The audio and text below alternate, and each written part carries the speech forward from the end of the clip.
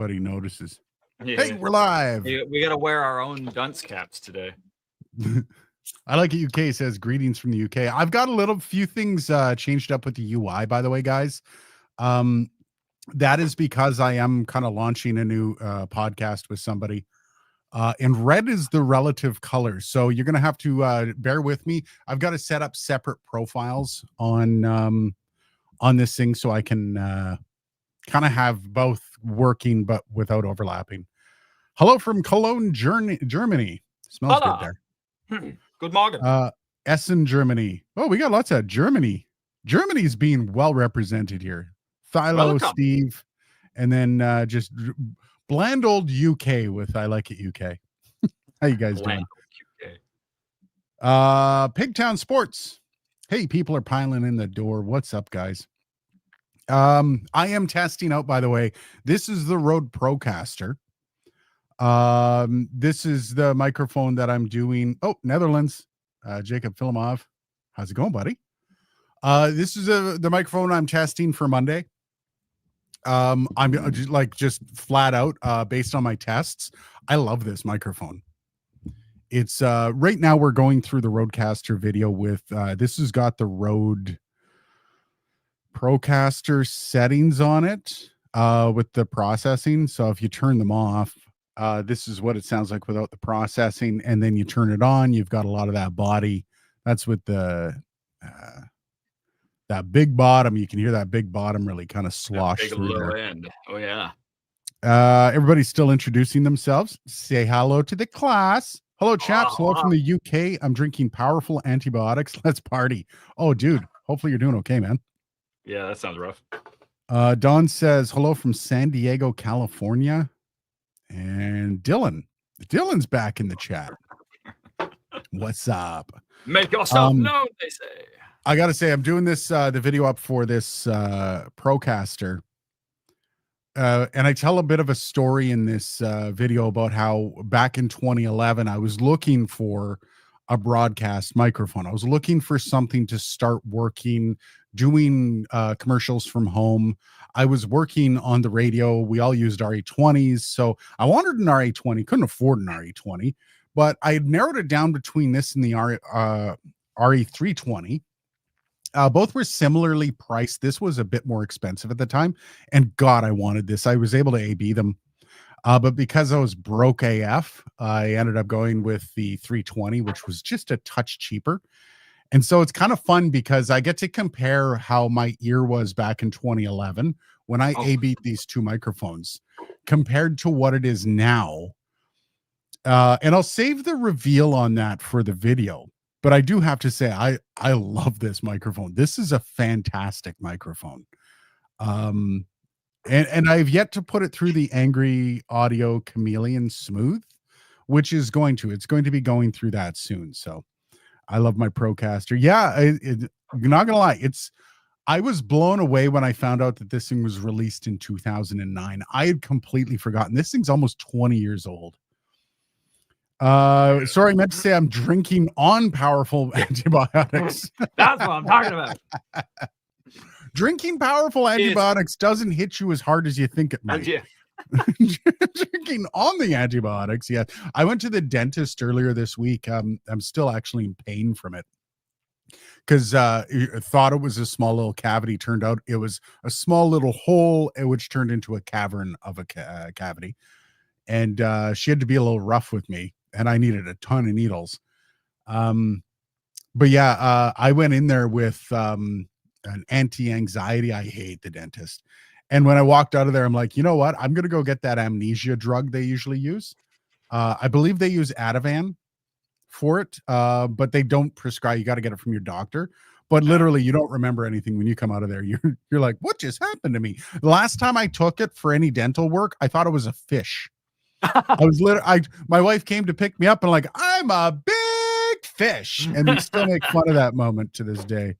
That's awesome. So yeah. Nuno, how's it going, buddy? Procaster team here as well. You know what? Quite strong mid-lows, but with some EQ is great. You know, and one of the things I do like about this microphone is, yeah, the strong mid-lows or low mids kind of in the same area, because this thing rolls off at 100, about 110 hertz. So you really, tonality wise, as you get closer, you do get the proximity, but you also get, with a little bit of EQ. By the way, I do have the big bottom on. I'm going to turn that off for the sake of doing this. The big booty. No, cancel. Turn off processing. There we go. So you'll notice as I get closer to it, the tonality of the voice is relatively intact. You do notice a little bit of the proximity the closer you get. You can't deny that. Unlike the RE20, this doesn't have any technology to keep proximity away. But with the roll off at 110, they effectively turned this into a microphone that doesn't have proximity within reason. But they did it with the mind that this was going to be a broadcasting microphone. And the concept of broadcasting is an intimacy that you can hear with the microphone, right? Hearing somebody in your ear, or, kind of, it's an intimate experience with a broadcast mic. But yeah, I really like this microphone. Very NPR-y. Yeah, absolutely. What do we got here? Clip Me Daddy. My goodness. I love that name. Best part about this mic is being able to screw off the front cap and filling it with more foam. If you add the WS2 foam pop filter on top of that, it's literally impossible to plosive. I have the WS2 and it doesn't fit on top. Oh. So I think you're talking about the actual foam cap, which I should get. Just when you thought there was enough people from the UK. No, everyone from the UK is welcome here. I was just having a little bit of fun with you. I do notice we have a decent contingent on this channel from the UK, which is cool to see. And I'm talking channel wide, not just the live stream. Like, there's a lot of people that have kind of stumbled across this channel from the UK, which I find interesting how YouTube kind of rolls this out by country. Like, when you look at some of the other non-English speaking countries, I don't like this channel doesn't show up as well, even though other English speaking channels do. This channel for some reason does not. But it's also like later at night right now too. It's it's like 10:14 on a Friday night. Yeah, but I mean channel wide. Like in Canada, this channel is not known in Canada. In Canada, I have a very small presence. Yeah. But in the UK, it's like, well, huge is not between Germany and the UK that's my biggest presence outside of the US. Canada's kind of mixed in there as well, but not really. Yeah, I do I know a little bit of ASMR here. Ooh, listen to that. Isn't that Asmer? The only way you can get into this microphone, which I'm kind of curious how Rode does that. I like, if I ever get a chance to get out to Australia to tour the production labs, I want to say, but the production facilities, I want to see, like, and I know they have a lot of molding and stuff like that, and how they create these chassis with no entry point. Like, there's no way to get into this bloody microphone. I really want to know how they do that. And I'm just going to mute my mic while I put this back on. So Dylan, you got the room for a second here. Sweet. All right. I was looking forward to that ASMR. That ASMR. I'm wearing Blasphemy here. I got my SSL shirt on. It happened to be the shirt closest to my hand this morning when I went into the closet for a shirt. So that's the shirt for the day, folks. That's my fashion choices. How close they are to my hand when I reach. I didn't even notice you had an SSL shirt on, man. And I went to lunch with you for. Yeah, well, it was ironic because I had this on under the Rode jacket. So if I'd opened my Rode jacket, it would have been a weird hybrid of brands. Just messing with people. And no, I'm not hinting at anything. So don't infer anything from me wearing this shirt. Integrated with SSL. Yeah, right. Yeah, that'll be the new purchase. Yeah. Are we going to call it the Rode Big 8 now, or what? TJ Play Nice in the host. Grind ASMR. Yeah, baby. That's from Clip Me Daddy, in case you were wondering. Yeah. That's exactly going to go. That's the name that's going to go down with Jerker, by the way. Eh? Yeah. Jerker and Clip Me Daddy. I laughed because the first comment, I'm like, of course, the Clip Me Daddy account's going to be talking about screwing something off in the comments. Fans of Houston thoughts on the Rode NT1 5th gen. It's a great mic. If you're Fantastic, Mike. Oh, I'm supposed to shut up. Yeah, you're not allowed to have any input on that microphone. What I would say is if you're not going to utilize the USB, like if you're really not going to utilize USB, go buy the Rode NT1 Signature Series. Same thing, gorgeous sound. A lot of people are like, "Oh, I can totally hear a massive difference." No, you can't. Shut up. The NT1 5th gen is a lot cheaper, but if you want the USB, holy crap, the NT1 5th gen is a fantastic microphone. I know several voiceover artists that use it on the road because you can literally unclip it from your main setup and take it on the road with you and get NT1 quality voiceover stuff on the road without missing a beat. Off It's the road, actually on the awesome. road. Thilo, what mic is Dylan using? He's actually not. He's projecting his voice through heaven. Through heaven, yeah, through the clouds. No, I've got the MKH 416, not in the most optimal place, mind you, but hopefully clear enough. I've got two giant panels of treatment beside me, so hopefully there's not a ton of reflection. How am I sounding, Aiden? I'm curious. I can't hear myself at all right now. No, you sound fine. Good. You sound like you're a little ways away from the microphone, but that's okay. Yeah, I would say I'm like that far away, like two finger guns away. That's Okay. that is so often how I measure. 2 finger guns, man. Yeah. I'm buddy Jesus away from my microphone right now. Fans of Houston, Dylan, this is actually a great friggin' question that take a second, take a beat after you hear this question to answer it. Like, consider it before you oh, come on, that's stupid. Don't say that. Just consider it because I've done this before. Fans of Houston wants to know, would I be able to swap the capsule on my Rode NT1 5th gen and get a better sound? You'd be able to get different sound, but better is subjective. That's the short answer. Just like when you swap out any component on any microphone, if you can do that successfully without borking it in the process. With they're the not NT1 5th gen, there is added complications with the USB stuff. These devices are not designed to be No. modular to the end user. That is what I'm going to say on that. If you choose to do something like that, it is possible. Obviously, these things are all designed to be repairable to some extent and tweakable, but accept that on your own risk. If you have a lot of experience in skilled disassembly, reassembly, have at it. Yes, just it's a fun experiment, right? I've taken Shure mics, I've taken ribbon mics, and I've swapped out transformers and small components and stuff just as an experiment to see, all right, how much more unique and interesting can I get this? Like, can I take well, it's a bad example because this actually screwed the mic horribly, but you can't necessarily take the capsule system on a normal condenser mic and put it on a tube condenser. That doesn't seem to be a super happy thing. Don't do it. Don't do it unless you're absolutely sure that those two things go together. That's hilarious. But yeah, I am not going to tell you in any official capacity what that would do because, quite frankly, I don't know what capsule. Right, it depends on the capsule. But it could be a fun little experiment, I did it with an NT2A. I actually there's a company, microphoneparts.com. If you break it, I will not fix it. No. And there's no replacement here. But I ordered a new capsule from from microphoneparts.com. And it was actually the NT2A capsule replacement to make it sound less harsh in the highs and all this crap. And I got it and it sounded like shit. It didn't, you know what? You're better off treating your audio with EQ and compression than you're better off treating your audio with a phonic. Yeah, alphonic. If you're just going for a better sound, buy a new mic.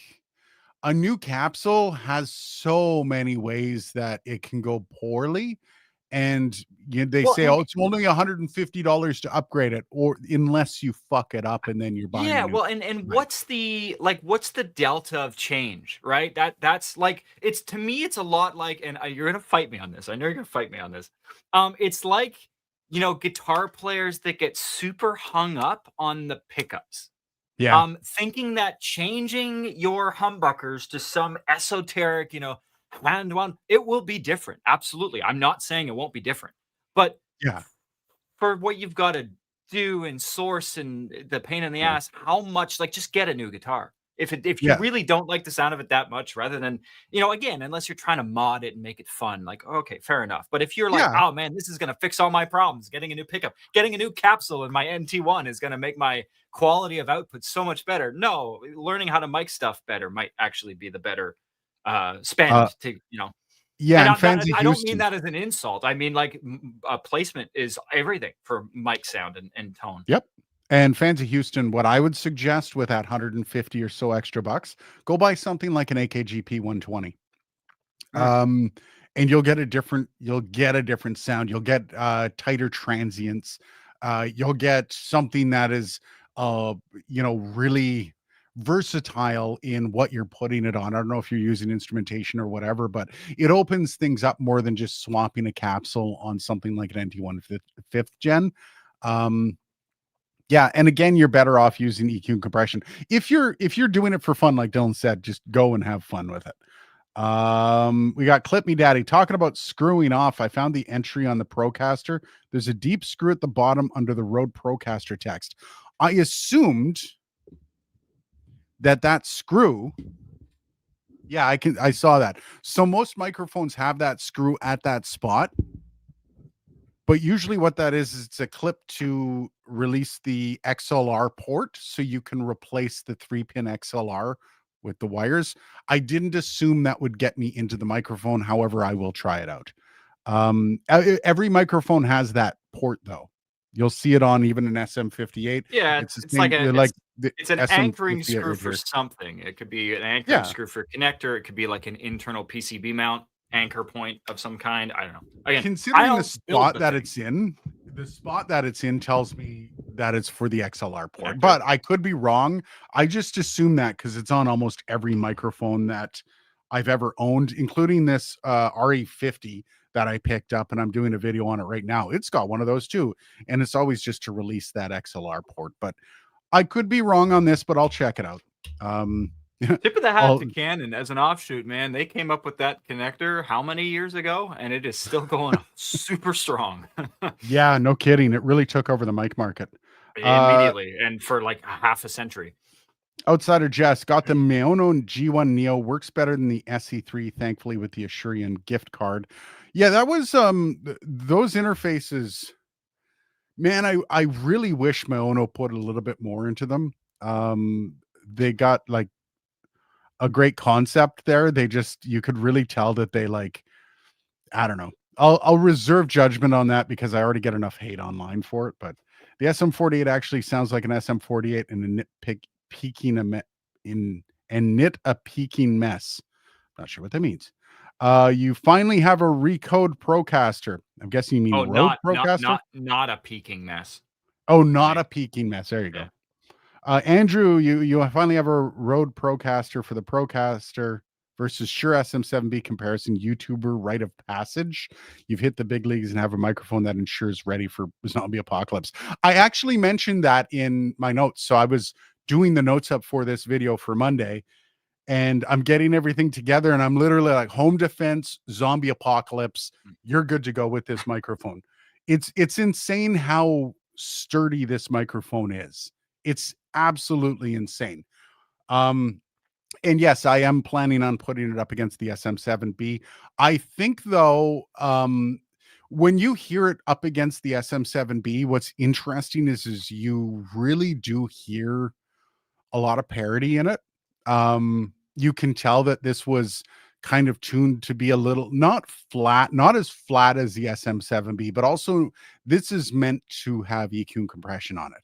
And when you actually put the EQ compression and all that on with the Rode, I'm actually planning on doing a comparison with them with the EQ and compression on and all the whole 9 yards on with the Rode uh, effects. And I think you're going to find it interesting how close they all become, like including the pod mic. You can tell the difference between a pod mic and this for sure, but can you tell $150 worth? I don't think so. So it's going to be interesting. But yeah, I finally got the Procaster. I finally reached out and said, "Hey, can I review one of these?" So super deep, clip me, daddy. Super, super deep. Super deep. How do you think the Rode NT1 5th Gen would be paired with an Apollo Twin X? Oh, fine. Yeah. Again, though, if you're just using it without the USB, don't get the 5th Gen. Don't use the 5th Gen. Apollo Twin X is a fantastic interface. Yep. You'll be just fine with that. You'll be fine with most things with the Twin X, probably. It's for the XLR connection, if I remember correctly. Yeah, I thought so. Unless you're a PC Wait, user. what? You mean changing a mic's placement can make a difference? Who knew? Yeah, who'd have thought? Also, Liberty Dude, thank you so much, brother. Live is back, baby. Yeah, we're bringing it back. We're making it cool again. We're going to actually also bring back topical things that we can talk about. Like this week, we do have something. We're getting to it. Slow but sure.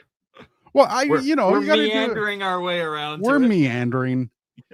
Andrew C, I hope you do another trick comparison review between the Rode and Shure so you get more trick me bastard hate. I want to. The problem is I need to be able to do it in like a clean slate where nobody sees it coming. Because, like, for example, with that old video between the NT1 and the U87 AI, I still get people who are now that both videos are out, they're going back and going, well, I can't really hear much of a difference between anything, but I did notice at some point in the middle of the video. Now, keep in mind, I never watched the second one, but in the middle of the video, I do notice a bit of a difference. It's like, shut up. No, you don't. So yeah, like being able to trick people, I do enjoy the prospect of it, but I showed my hand with that video. Like I'm gonna any blind comparison now is gonna be under strict scrutiny. So I'm gonna see how I can pull that off without giving it away because half the fun, right? That's half the fun. Hey, I also have a Procaster. Jerker. This is the second time I've said your name on this live stream. Welcome, brother. Yeah, like I'm trying not to lean into any concept more than I should be either. So, for example, Monday's video, the $4,000 mic versus $50 mic, is going ridiculous right now. And when I say ridiculous, I think it's like still 350 views per hour. Let me see here. I'll actually check. 341 views per hour still. It's got 14,000 views, I think it is. What? Let me check this. 15,200. This thing's just shooting up. I've only had one other video do this to this degree. So it's going well. Who just messaged me? Was that you, Dylan? No, what? Was that you that messaged me? No.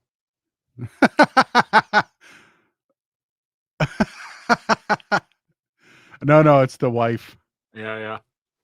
Okay, she's outside. She's wanted to tell me before she got home. Yeah. So it's the way it's going. I'm trying not to really dig into one concept too much and really wear it out, because while that is the secret to YouTube success, it's also the secret to losing the people that are here for actual dynamic conversation, right? So I also want to element. Yeah, I want to give it a little bit of space before I do another one of those. Also, I pissed a lot of people off with that. Clip me, daddy and jerker. Are we friends? Man, you got. I think I saw a video on a weird website that had orange and black that had clip me, daddy and jerker on it. Action podcast. Would you rather natural hiss noise floor on a stream or noise gate? Seen a few streams recently where the gate was awful and natural distracting. Noise floor. Every time. My God. So one of the things that I brought up about the Chameleon, if you guys watch the video, is it's one of the most beautiful and transparent gates. And it's not really, it's more of an expander. And you don't hear it.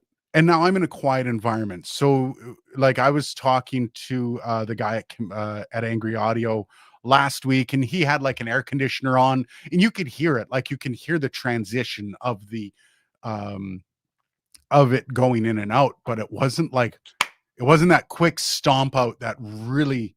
It's an uncomfortable feeling when you hear it stomp the sound out, Mm. and yeah, I despise that Well, and sound. it's unnatural, right? Yeah, When you're listening to something organically, acoustically, you're hearing noise. Your brain is just really good at kind of filtering it out functionally in real time, in yep, a sense, but it's still there. And so I feel like we are naturally used to kind of hearing stuff in a noisy environment, right? I don't have yeah. conversations with people in echo chamber or in anechoic chamber, the opposite of an echo chamber.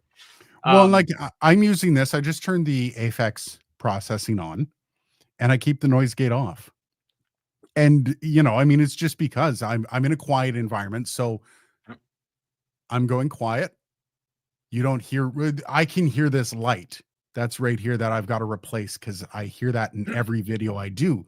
But it's quiet, so I don't need that. But when you turn a noise gate on in an environment like this, it actually can really mess with your words. It can really mess with Yeah, well, your experience. especially if it's configured improperly. Like I've got a noise gate on me right now, and I have a visual gain reduction meter behind me, so I can see, and I've set it up decently well. It's actually I'm not normally a fan of gates, but the Wheatstone gate on that M2, It's broadcasting gates, man. Angry Audio, same thing. they're really good. They're very Yeah, reactive, and I think that's the difference. Is a lot of even DAW like software gates that I've used. Even I would say that yeah, this gate is better than the FabFilter gate, and I love FabFilter stuff, but their gate's a little bit, in my opinion. yeah. And I mean, I liken broadcast gear is kind of like military tech versus civilian tech. When you're Well, looking at it is broadcast versus podcast, yeah, it's mission critical, right? The yeah, the audio coming out of those XLR connectors or that, the Dante output, that's like multi-million dollar audio when you're looking at the dollars that get sold on that content. And so it's critical that that stuff, and again, this stuff is made to run all the time. There is no on-off switch. There isn't yeah, even an on-off switch on the back of this nope. Vorsis. It's redundant power supplies, two IEC inputs, and yeah, a bunch Just of yeah, software just stuff. 20 years in, and oh, we had to reboot it. Uh, Fuck. Andrew says a few weeks ago, Rode dropped an interview of Peter's history. I posted that actually as a community note. It's a really, really great interview. If you ever wanted to know about kind of the background of Rode and the rodent up a pipe and Yeah, those kinds of passing down a stories. road and up a drain pipe. Yeah, hi If Peter. you if you didn't know any of that backstory, it's really, really fascinating. And it's also one of those things where if you're trying to be successful in what you're doing in life, and I'm not talking about your 9 to 5. If you're trying to be successful in something where you're trying to make a name for yourself, it's kind of a roadmap. No pun Yeah. intended. It's you look at the story and it's just this no quit kind of attitude. It's And also and there's not go a ahead. lot of luck in it too, which is I No. think, for those that haven't watched it, I recommend watching it. I learned lots of stuff. A lot of it I know already, obviously. Peter's my boss, but it's like it's it's inspiring because it's triumph over a lot of pain, a lot of struggle, a lot of taking the wrong turn, learning and then writing it, and learning how to do that and how to just sort of weed through the shit. Yep. And it's again, it's a lot of times being a good leader is not about making the right choices. It's about making the wrong choices and living through them. Yeah, Um, my favorite line in it is if you're the smartest person in the room, you're in the wrong room. you're in the wrong room, It's so totally. true Yeah, because man. it's Honestly, I coming out of radio, I wasn't the smartest guy in the room when it came to everything, obviously, because nobody is the smartest guy in the room. But when it came to audio, in most cases, I was always the smartest guy in the room. And now it's the opposite.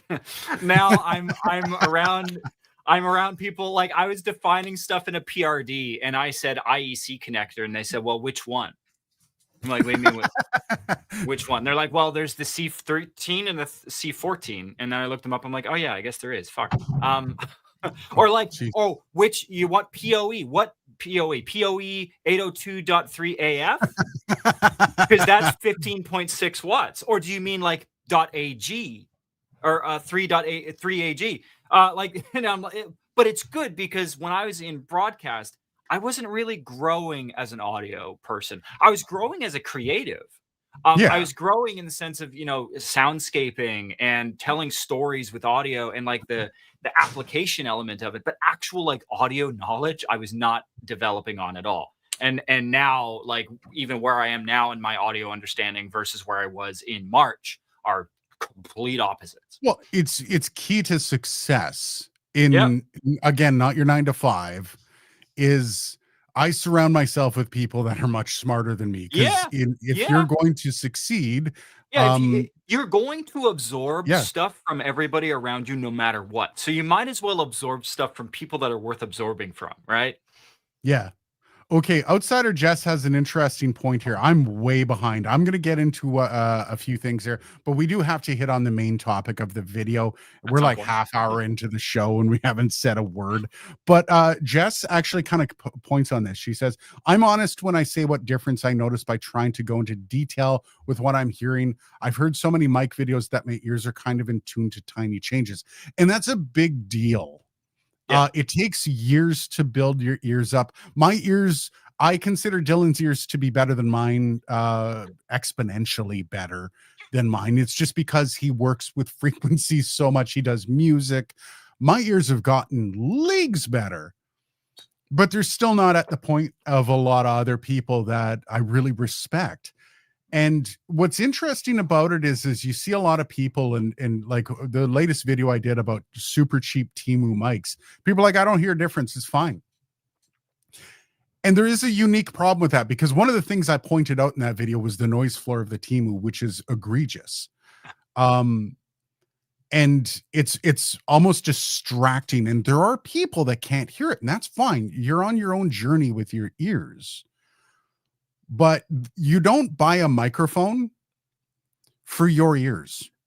You're not buying a microphone that you're satisfied with, that's going to give you the best results possible. You're buying a microphone for the people that are going to listen to your content. If you're a podcaster and you're like, you know what, screw it, I like this mic because I can afford it, and that microphone makes you as sibilant as all hell, guess what? There's people that are going to stop listening to you because you're sibilant as all hell, whether you can hear it or not.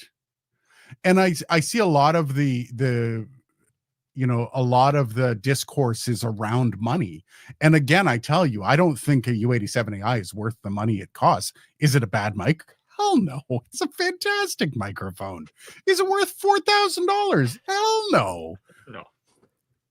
It's, you know But what, again, it's and we talked about this with some other products recently, like non-audio stuff, but it's like when you make stuff by hand, there is a labor inefficiency there.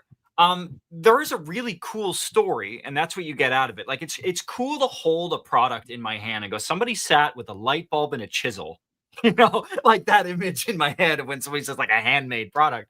But when you look at like how Rode does an assembly line where you have an entire a super precise manufacturing line that is overseen by a single engineer that they pay very well, but that it's that one person rather than the 16 people that you might need to do all of that by hand. And then you look at like, what do you actually get out of doing it by hand other than the imprecision of stuff? Now, I'm not talking about like designing a microphone body by hand. Like, there's things you can do with that a machine would have a tricky time doing. But I'm talking about like laying out a circuit board. Like, what yeah, does a person doing that bring to that activity that a machine couldn't do a million times better and cheaper? yeah. And so I don't know. There's, but again, I say that as an owner of the U87, a proud owner of the U87 AI. And Somebody but who has spent his hard-earned money on it. yes, very much so. But I agree that it's like it does sound good, but is it good to that degree? Like, will a Neumann TLM 102 at less than 50% the cost give you Way most of the less, actually. benefits? Yeah, Yeah, that's actually about a third the cost. yeah, I was gonna say between 25 and 50% of the cost for a mic that gives you most of the benefits and the same brand name even. Yeah. and a smaller footprint, so the elastics don't wear out as quickly. Sorry, I had to tell you about that. But it's I mean, and we actually have here Brian John. Welcome to the stream, by the way, brother. Right, John. Yo, guys, I bought a Rode XDM 100. Great microphone, by the way. And the software is the worst ever. Interesting take. Been using a Temu microphone instead because it is simpler, just plug and play. It's $40 VJU VM70. And you know what? I mean, I mean, being the worst ever is relative. I've worked with worse software than that. It's been a while since I've loaded up the software for the Rode X products. They're a learning curve, I'll tell you that. And what I will say about the Rode XDM 100, which is a fantastic microphone if you can get past the size, like it was a chonker, you will have a much better experience learning that microphone than you will with VGU VM70. And again, I have to reiterate that your choice of microphones isn't for your ears. And I know that, like, I do know that, like, tonality wise, yeah, the Temu microphone that I was playing with wasn't horrible. But if your line is not horrible, you're buying with money rather than with your ears, right? Like, it's so hard to explain, and a lot of people get really angry at this take, but it costs money to kind of work in a professional light. So I'll give you an example. I worked in construction for years. And back in the day, I used to show up at a work site. This is how you used to do it. You wanted money, you showed up ready to work. You had a lunch packed, you had all the tools on your waist, and you showed up at the site and said, "What can I do?" And you walked to all the trades. And eventually one of the trades would be like, "All right, you know what? Here's some shit job I don't want to do. Go do it." You got the tools, go do it. And if you showed up with a $10 hammer, you won't get a job. And is that $10 hammer going to be able to nail stuff in? Yes, you're going to be able to nail stuff in with the $10 hammer, no problem. You don't need a $600 hammer, but you need something to show people that you're serious about it. Now, when there's an issue with that $10 hammer, usually it's weight, usually sometimes it's the balance of it, sometimes it's just the fact that it's so cheap that it falls apart. That's a concern for long-term use with a microphone. And when I'm telling you that I love this microphone, it means that in 20 years, I know this thing's going to still work, this RE20. I know it is. I just know it is. I know that for $100, this SM58, I'm going to beat a grandmother with this, and this thing will still walk. Grandmother might not. This thing still will. And that's part of the sales pitch on audio gear is longevity. It's not just sound, it's quality assurance. So if you buy two of them, do they sound the same? There's so much that goes into it with quote unquote non-cheap microphones. And one of my favorite lines from that video that I got a ton of was people saying, "Well, you recommended the AKGP 120. That's 3 times the cost. It's $120." And Here's like, another thing too, from a business standpoint, is yeah, a big part of buying mics is looking at what is because as a business you have to shift and pivot at times. What is the liquidity like on a Temu oh, mic? oh What do you God, figure the liquidity? How liquidatable do you think it that won't is? move. This is pretty liquidatable. I could sell Yeah, this U87 for probably most of its original value, even though it's been used lightly, mind you, for like 6 years. But you can't do that with a knockoff no. SM58 or a knockoff and U87. and that's one of the things that goes into, like, when you're doing a review on something, price to performance is one thing, but also, like, hey, when you go to replace it, when you buy something new and you want to recoup some of your cost, you can't. You're not going to, nobody's going to buy your Temu mic off Facebook Marketplace. Um, whether or not it's still working after 3 years as well, right? Jerker says, usually to me, this podcast is way cooler pre-show to the WAN show, but today it's the after party. Oh, cool. WAN show went early today, I guess. Yeah. Um, and I think a lot of this clip me daddy. I like stacking an expander with a very loosely configured gate. Yeah, I like leaving the gate or expander to somebody that has a preset that I don't have to mess with. I will screw a gate up faster than any VST. I can't I my brain doesn't do it very well. So I like with the audio chameleon, I turn a little knob that introduces room or it takes the room away. It's And that's hard, what man. I I like. I was evaluating some DSP today for Mackie. I was evaluating an expander for a product, and just running various stuff through, like a kick out mic feed, a kick in mic feed, a bunch of loops of various sources.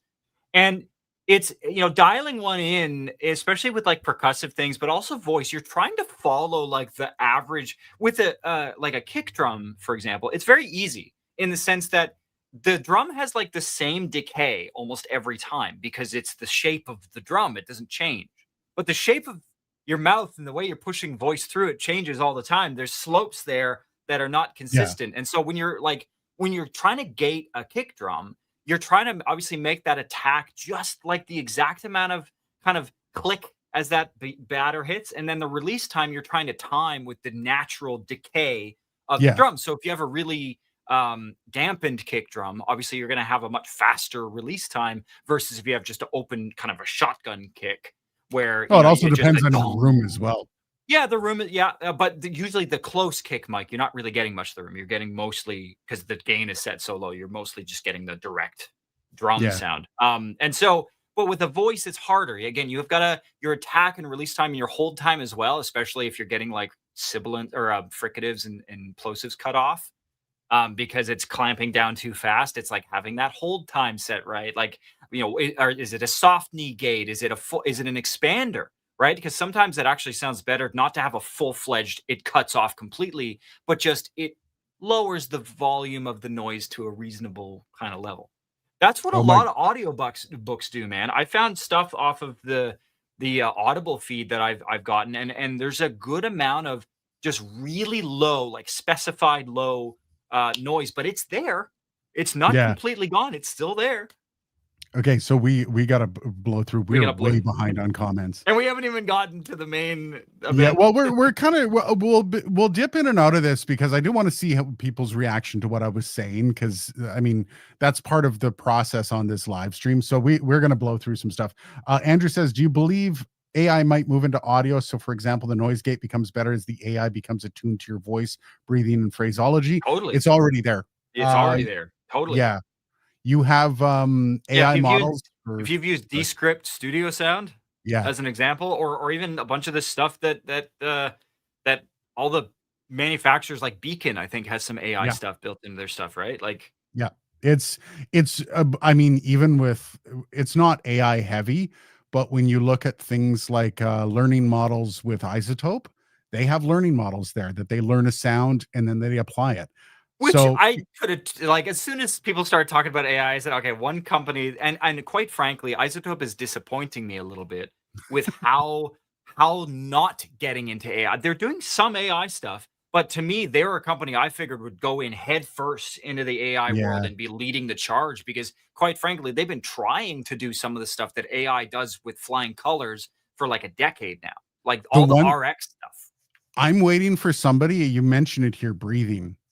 I'm waiting for a company to finally be able to attune attenuate breaths properly. They are the most unique waveform in anything. You can see a breath from a mile away in a waveform. How is AI unable to do this? So much so that it's obviously a gate. That's what most of these things are just using gates to predict and stomp out breaths. But even like with the isotope shit, it's you still catch a bit of the breath in there. It's like, how are you doing that? Yeah, Use AI. honestly. Breath is a breath. You see them. I can visually see them. How is AI? Anyways, I think that should be coming. Dimebag says they suck way less than they used to. Cheap mics, that is. I have to agree with you on that. Yep, totally. Cheap mics suck less than they used to. Sorry. We'll get to everyone else here. Um, but there still has to be a certain line that people draw in the sand to say the bass microphone needs to do this. Right. And like when I was reviewing the Maono crap, um, and sorry, I'm kind of rough on it, but when they released the PD 100 and I reviewed that, which was my last cheap microphone that I reviewed, if you got close to it, it literally turned into a distorted mess. That's not what a microphone's supposed to do. So is it a microphone? That's that line in the sand, right? And if somebody releases a $50 microphone that does everything that, let's say, an SM58 can do, without the noise, without the distortion in the frequencies, I agree. Just because it sounds close and it's like it's tonally pretty close, that's cool. We're coming a long way with capsules, but like I said, distortion in the frequencies is usually the first, like, ooh. And you heard it when I put it on guitar, and when you A-B'd the and it wasn't a perfectly scientific test between the No, U87AI I mean, it wasn't. and the Yeah, it Timu. wasn't a Julian Krauss job, but it No, was still, again, the imperfections in your test do not no, skew the results in any way, it's in a any meaningful way, in my yeah, opinion. it's a big ass boomy Honestly, guitar. I figured you were just gonna be super stealthy and start streaming like as I was reacting to that in real time, because that would have been fantastic. No, that was disgusting. Honestly, Yeah. again, I should say, disgusting in comparison, right? Yes. As a juxtaposition, but the actual sound of it, I mean, it's not offensive, right? No, It's I not mean an it, offensive sound to me. yeah, like, and this is the core that a lot of people seem to forget of these videos are reviews, and these videos are somewhat edutainment, right? Like they're educating, but they're also entertainment. There's the value in them isn't necessarily just that nugget of truth you get out of them. The truth is, if you buy a $50 mic from Timu, you can record with it. Yep. One person was like, well, I can just stripe all the noise out. You can. Remember, when you take the noise out of audio, it also strips the frequencies out of everything else, not just the noise. So you do lose some of the quality from what you're striping out. And if the noise is bad enough and it kind of fluctuates between the frequencies enough, you're removing a lot of information that's coming out of a voice or a guitar when I you am strip that out. a good example is, and not even on the Timu mic front, but like I've used, like I had a guitar recording, and we talked about before on the stream about how acoustic guitars are notorious for being such a difficult instrument to capture because the Yeah. SPL coming out of them is relatively low. And to get all of the body that you want accurately out of an acoustic, you're often having to pull up some stuff, and that will often bring a lot of noise with it. Um I had a U87 here with KM184. I had a mid-side kind of arrangement, and I had the KM as the center, and I had the U87 as the figure eight. And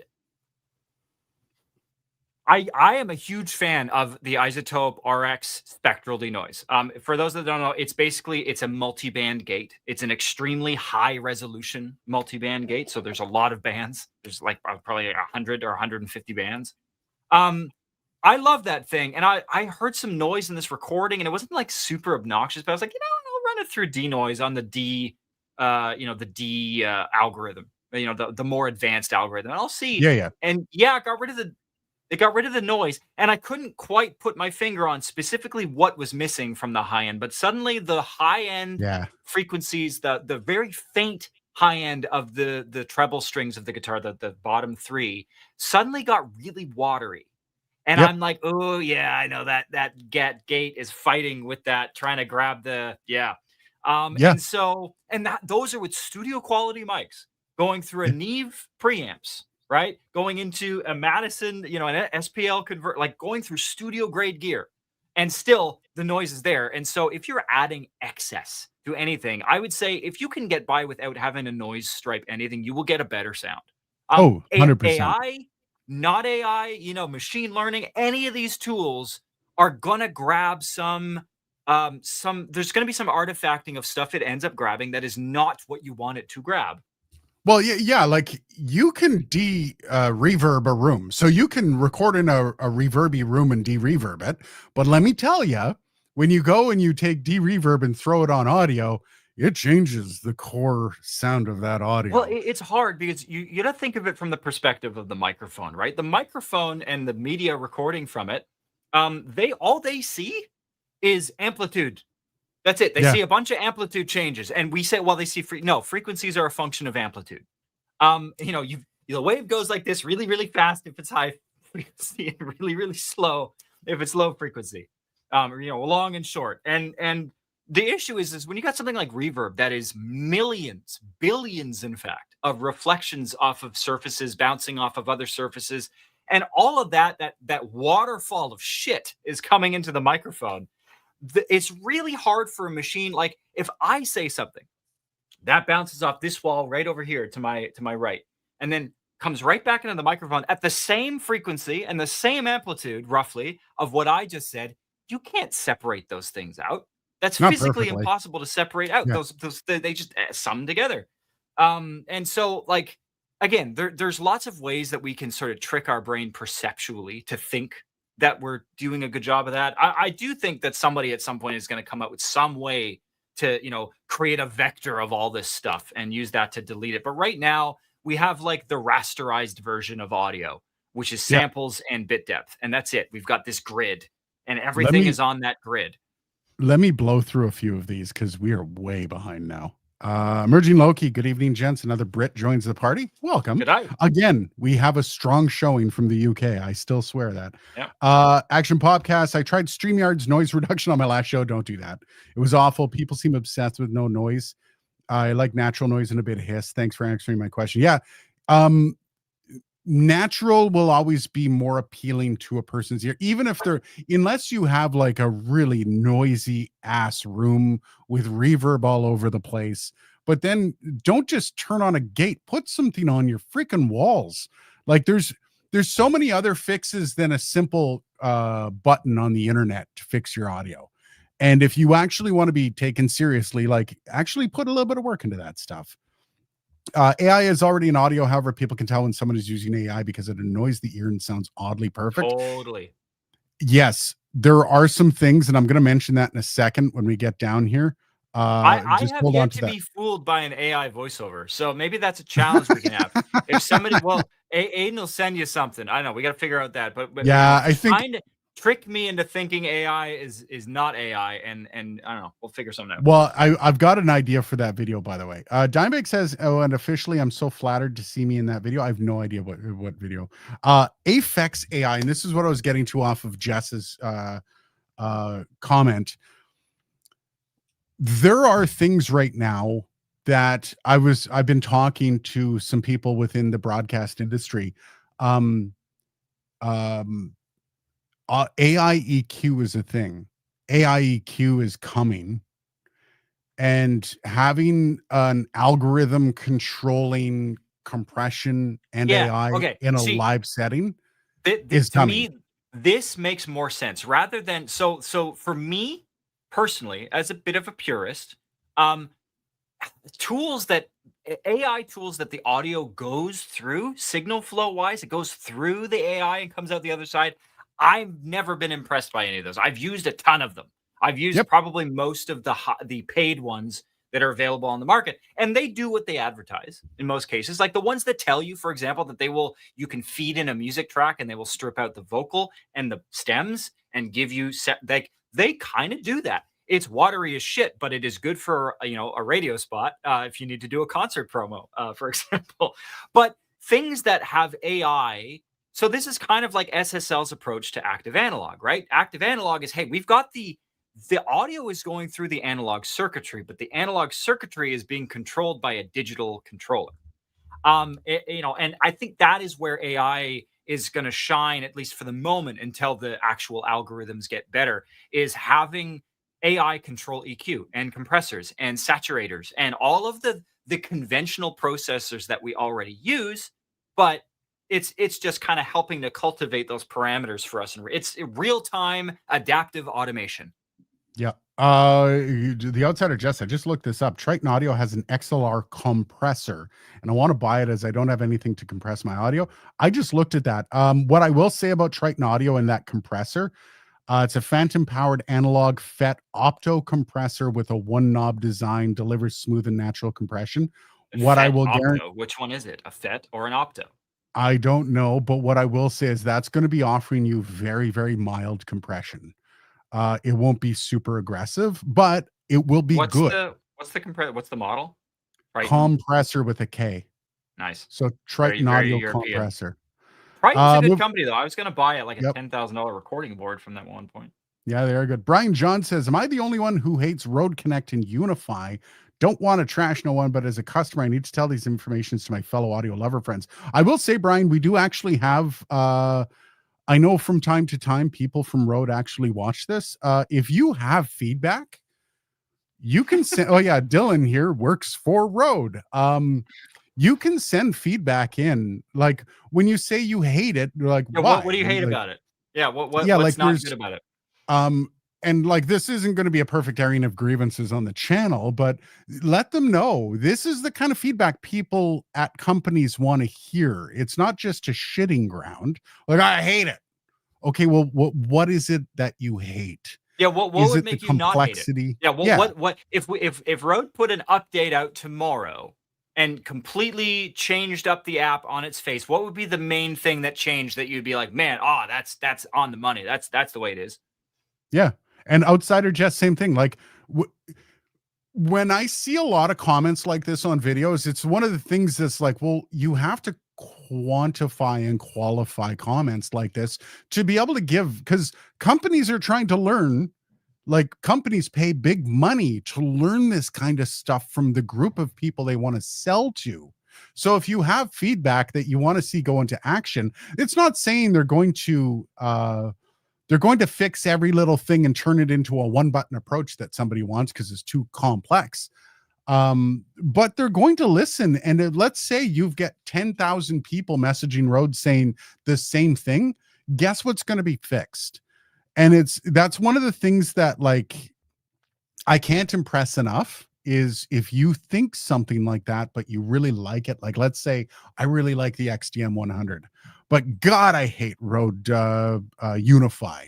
Okay, well, let them know what you don't like. So This is I'm why I looking stopped at AES. I'm looking at It ain't that no MT. compressor. So outside, who is saying that they're going to buy that compressor? Is that Jess? That was Jess. Yes. Um. So it does not look like you can use it with a condenser mic, and the reason why I say that is number one, it Oh runs no. on phantom power. Yeah. And number two, it's recommended specifically for tube, ribbon, and dynamic mics, which are three mics that traditionally do not use phantom power. So if you have a mic on the output or on the load of this side of this thing, you're probably not going to be able to. It's not going to forward 48 volts through. It's just going to consume it, so to speak, at the compressor module.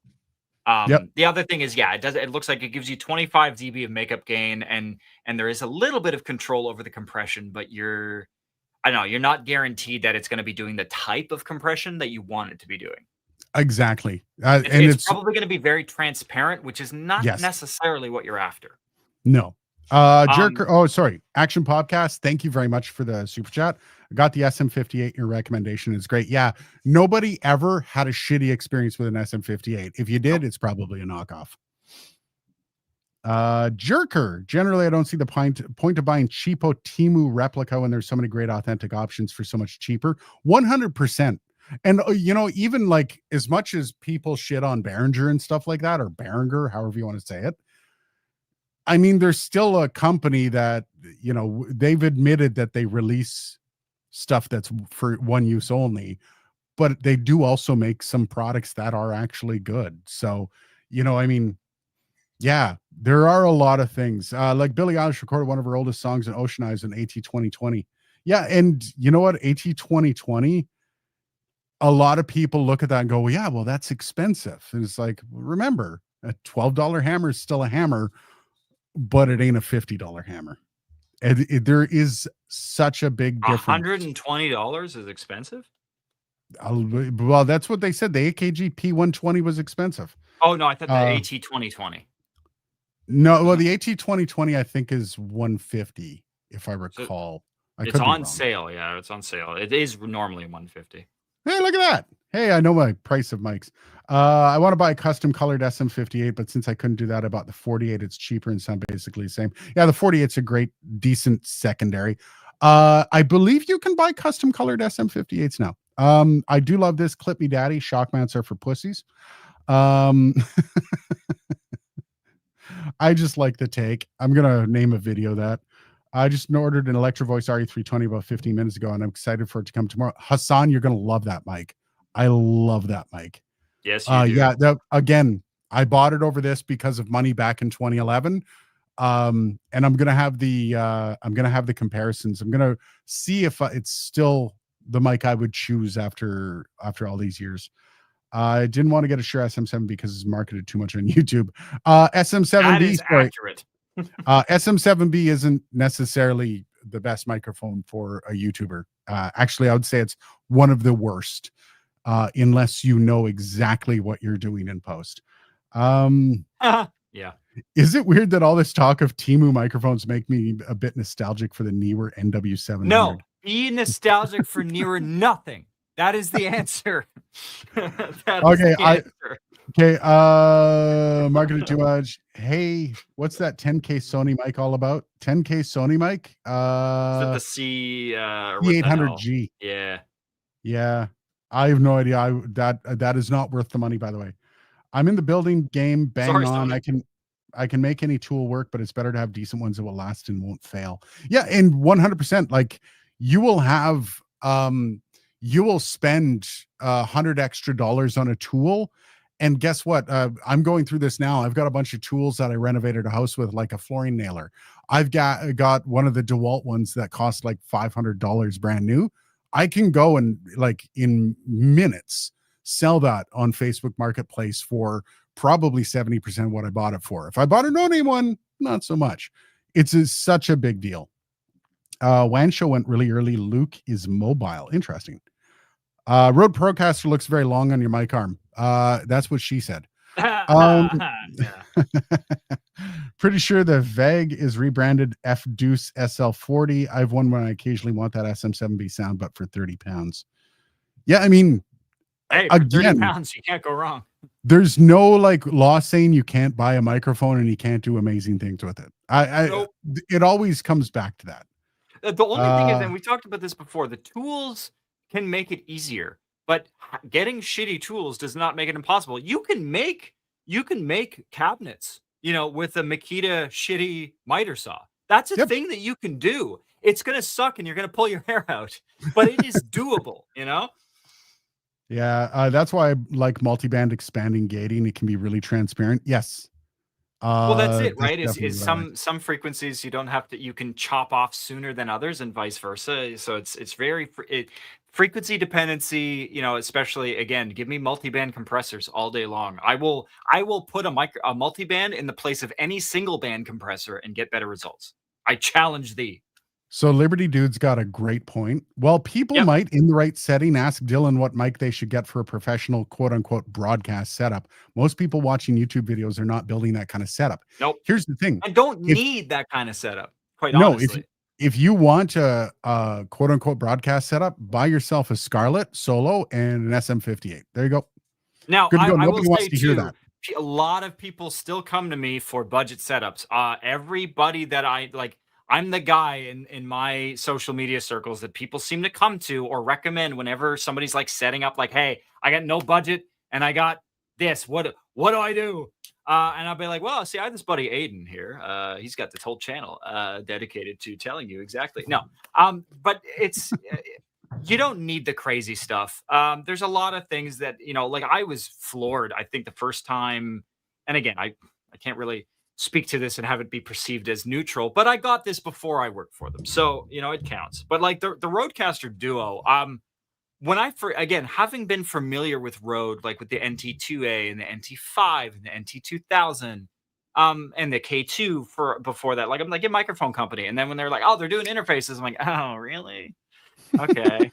And then I remember I held it in my hand. I'm like, wow, this has like the bottom is super nicely slicked and designed. I'm like, that's kind of unique. I mean, how many times have I gotten a professional product where the bottom is just fucking piece of sheet metal, right? Yep. Yeah, yeah. And then I fired the thing up. I'm like, this has like what looks to be like an iPad quality screen, really good capacitive touch, real nice kind of consumer feely interface. It's got all the basics that you need, some basic processing. It's got a lot of routing features, some personalization features. This is a cool little box for like a few $100. Now I think now that few $100 has creeped up a little bit since it first came out, but it's still, I think, though those types of things, right? Those all-in-one sort of solutions. Even SSL now, honestly, has the SSL 18, which is Yeah. like $1,800. Yeah. And it's a rack mount job. And again, that's for most people. That's still like it's out there. But I'm like, holy shit, this is like SSL quality analog and digital in a rack mount, a ton of I/O, all of the flexibility, great drivers, all that shit for like less than $2,000. I mean, they put their Revival 4000 channel strip out. That's one channel, and it's an analog strip, and it's like 3.5 grand. So Liberty Dude, this is also another great one. If one's real budget is $50, the Timu mic still isn't the correct mic choice. So I'm going to tell, this is the thing that I don't say in any video I do. Okay. This is the kind of stuff that I'm not allowed to say on this channel because people get freaking mad at you. If your budget's only $50, get a bigger budget. Save more. Yeah, get a bigger budget. And the reason it's not because I'm pushing products out. If I put out a video selling you a $50 mic and I gave it a glowing review, I would make money hand over fist. I have been offered money by certain companies that do really cheap products to push their products to you and to get a very decent kickback per product. Okay. I could be freaking rich off that shit. But I no, no, nobody is better off with that crap. If you have a microphone that you've saved, let's say, oh my God, a Rode NT1 is so expensive. Yes, it is, but look at what you get from it. You get longevity, you get resaleability, and you get a beautifully transparent mic that stands up to a U87AI. If you haven't seen the video, go watch it. I think it's kind of important to call this out because people have called out our kind of tone deafness on this point, on this subject, and so just a little asterisk footnote here. This doesn't apply if you're a hobbyist. Okay? Yeah. If you're just fucking around, right, and you're not outputting anything that is intended to generate revenue per se, Yep. then do buy whatever, man. Buy something that transduces sound from an acoustic medium to an electrical medium, right? That's your Yeah. I don't know why that needed to be mimed out, but You're doing good, Dylan. Keep going. If you are trying to output a professional product consistently, Mhm. if those two things, professional, consistent, if those are two words in your mission statement for why you're buying this thing, $50 budget is stupid. Okay? Let Yes. me say that again. If professional, so revenue generating, that's how I'm defining the word Yep. professional, right? Is revenue generating and consistent. If those two things are in your modus operandi, get a bigger budget than $50. Yes. You have no choice. No. You can't $50 be, is not going to get you anything other you than can't, maybe a cable for mission yeah, critical applications. you can't become a professional contractor with a $12 hammer. You You'd can't love the become hammer. you can't become a professional hairdresser with kitchen scissors. No. You have to buy in to what you want to be a professional at. Now, Brian here has the counterpoint that Dylan just touched on. I also have a Rode NT1A for professional use, but the USB option on this Timu mic is just so comfortable. I just need something easy to use in a snap. Then you have the right microphone. Yep. And that's the point of this is you don't need to build a $5,000 studio to do Zoom calls. Yeah. Okay. So I was just going to say this. All right. So this is a great use case of when I would actually recommend this Timu mic is if you're a work from home person and you do a ton of telecommuting on Microsoft Teams and you need a mic that will really impress your coworkers and sound better than your laptop, the MEMS mic in your laptop or whatever type mic. Yep. Get this mic. It will sound better than any laptop mic, guaranteed. Yep. Absolutely. You know, and even I say that, like, I've got beside me like a $6,000 Dell Precision developer laptop that, you know, has a great mic in it. I would still say, you know, the $50 Timu mic, or less than that if you take on the promos, you can probably get it for nothing. Yeah. It will sound better than any laptop. And so that's a use case, right? But for a little bit more, you could get a 58 and you could use it for your Teams calls and Yeah. a bunch of other shit, right? Yeah. I had somebody on the before we get to Luca's comment, somebody on the video was like, "Well, you don't want to get an SM58. They sound like crap." I'm like, "Go watch my Hurt video." And then tell me that an SM58 sounds like crap. Bite me. Well, it's because 'cause they're Uh, not doing anything to it. They're just plugging it and yeah. turning a gain up and going, "Wow, that's muddy." It's like, yeah, it's a mic. Fun fact. Uh, I just saw Liberty Dude respond. We're going to get to that. Just joined. Very curious to know your guys' opinions on the various 87 style clone mics, such as the ones from Stam, Dockman, Roswell, mic parts, and how they might compare to the original. Kind of already touched on that. They're not the original. They're fun. Look at those. Look at those. Build your own clone style microphones as a fun project and something that'll give you a decent sound. Like they're not horrible. I've used a couple of them and yeah, sure. I'm not giving any of them free press because I've talked to a few of the guys that work for those companies and they're absolute douchebags. Yep. And they've treated me like a child when it's like, go fuck yourself, just give me the mic parts. But yeah, like if you're looking for a fun project and you want a kind of a cool mic, you could put your own logo on it, man. Like that's kind of cool. Well, that's You it, can do right? that Like kind of stuff. I'm not gonna, you know, murder my U87 and like take a laser and etch my own logo. But a Timu U87, yeah, fuck it. I don't care. You know, I'll throw the thing down the stairs for fun. We'll play baseball with it. I don't give a shit.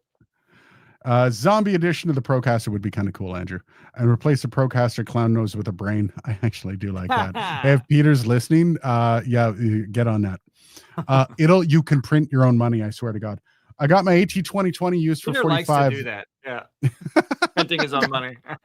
I got my AT 2020 used for 45 euro, was specifically referring to buying one used as they were everywhere in the used market. That is also like if you have 50 bucks for a mic, buy used. Microphones, especially professional grade, they don't age the way everything else does. Yeah. They do age, just not the way everything else. Again, a 58 for most of its life will retain most of it, unless you ding it up like crazy. Even then, though, I've seen 58s on eBay still go for like 95 bucks, and they've Yep. got like paint scratched off the side, and there's a dent in the grill. Johnny Reagan, amen, Dylan, preach it. And then Liberty. And then the inverse. No, Dylan is wrong. Don't buy and use anything. People like me still get your content pushed at me. Use anything isn't the entry level. At least raise the level to good enough, please. So true. And Liberty Dudes put like the very first friggin' thing I said on this is you're not buying a microphone for your ears. Yeah. You're buying a microphone for the people that are listening to your content. And if you think it's good enough, you go right ahead, but don't look surprised when people can't hear over your sibilance or the muddy shit that comes out of it because you don't know how to EQ and compress. Because you got a microphone that sounds just fine. You had that right? podcast clip from somebody that we won't talk about that was super muddy, and the fix was actually relatively simple. Yep. Like I think I sent you a picture of the EQ curve, and it's not complicated, but it's just enough that it's like it just needed desperately to be cleaned up in that low mid-range area. Yeah. Your people listening are the people that you want to be worried about. Oli Dahlquist. Oli, hello from Sweden. How's it going? Sadly, we're about to leave because I'm about to go for dinner, and it's we've been going for an hour 20, which I'm What kind of time is it enjoying. in Sweden, Ollie? We should turn this into a 2-hour live stream from here on out. Brian, thanks for the kind and really wise answer, guys. It was an honor to be in your video. Cheers, Brian. I appreciate that. And welcome to the channel. Welcome to the live stream. We expect to see you back here next Friday with more questions. Love. That's what this whole thing is about, right? Is making audio accessible without your wow, I just went completely blank. Without your arrogance in the way. It's those ads. Remember, we had a whole conversation Yeah. today. Somebody threw an ads in front of you. Yeah. without an ego, approaching audio without an ego and realizing that just because you're broke doesn't mean you are should be expected to have everything handed to you. So cheers, guys. Thank you to everyone. Clip me, daddy. That's all I got for you, man. Jerker. Yeah. If you're still Jerker. here. Hey, buddy. Jerker. Thanks, guys. See you soon. It's I midnight love the name 21. Jerker because you don't have to move your mouth at all. Jerker. You can just leave your mouth exactly. Jerker. Great. Clip Me Daddy says it's midnight 21 here on Amsterdam, Berlin time. So I'm glad you're getting to go to bed with my voice in your ear. Andrew says there are better things to have in your ear before you go to bed. Let me tell you. Andrew is a good question for next week. How many seconds do you spend to EQ radio segments? Dylan, you're going to be on that next week. Yeah. Anyways, guys, have yourselves a great week. Thank you very much for joining us. We will see you next week. And also, I think that as a precursor to that, just a little teaser for next week. I don't think seconds is the right unit of measure for that. And we're out.